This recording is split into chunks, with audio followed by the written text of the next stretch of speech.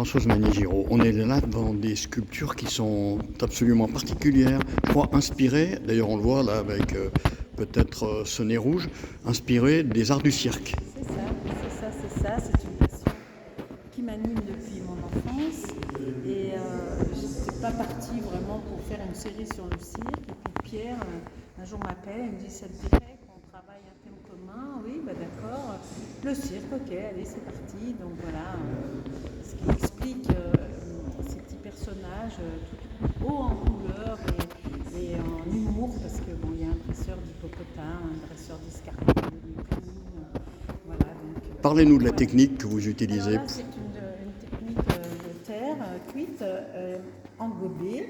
Donc l'engobe, ce sont des pigments de terre que l'on met sur la pierre avant la cuisson. Et donc après la cuisson, on va ressortir donc des éléments en couleur, tout simplement. Je vous propose qu'on chemine derrière sur d'autres motifs d'exposition et on arrive à un tout autre sujet là. Tout à fait autre chose. C'est donc des bronzes. Cette série s'appelle Vertige. C'est un travail sur le ressenti féminin. Mais au départ, il y a quand même une terre. Donc la terre, c'est toujours la même que pour les petits personnages en couleur. Donc là, c'est pareil, c'est du grès. On travaille avec du grès. Et puis après, moi j'ai fait le choix de choisir cette série. Je voulais qu'elle soit en bronze. Donc je travaille avec une fonderie, la fonderie Barthélemy de Cray. Et voilà, donc ce qui donne après ce rendu. Donc quand la coulée est faite, on m'appelle pour me dire, ben voilà, c'est prêt, donc tel jour tu peux venir faire les patines.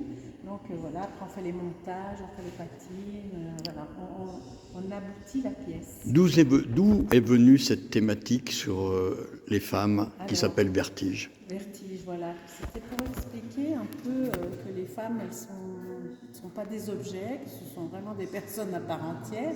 Et donc, il est important qu'à un moment, sans vulgarité, qu'on dévoile leur côté intime et le ressenti. Donc, ça peut être un ressenti du soleil, de l'eau, d'une caresse, un matin, qu'on est bien, les étirements, enfin voilà. De l'air. Voilà, de l'air.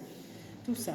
Voilà, donc c'est ça en fait, ce ressenti et ces vertiges viennent de là. Vous me disiez en préparant cette interview que lors du vernissage de cette exposition, vous avez dit oui, les femmes, d'accord, mais et les hommes dans tout ça? Donc, alors, il y a un monsieur qui a posé effectivement cette question. Donc, ça m'a interpellée. Donc, je pense que ça va être prochainement une série où je vais essayer de travailler sans vulgarité non plus sur le ressenti masculin.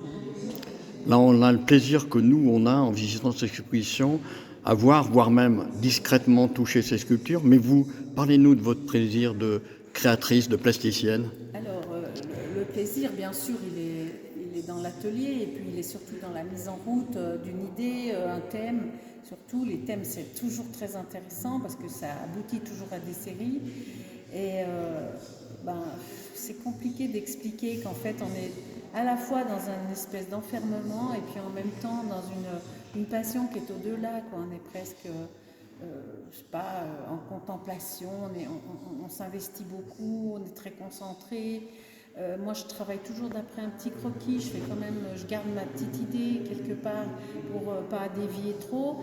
Et ça, c'est des moments très très forts. C'est très très fort. Alors qu'on travaille la matière, c'est ma dernière question. Alors qu'on travaille la matière, en fait, il y a une aspiration à plus haut, une spirituelle, l'esprit. Oui, ça souffle. C'est ça, c'est un peu ça. C'est ça, c'est l'esprit.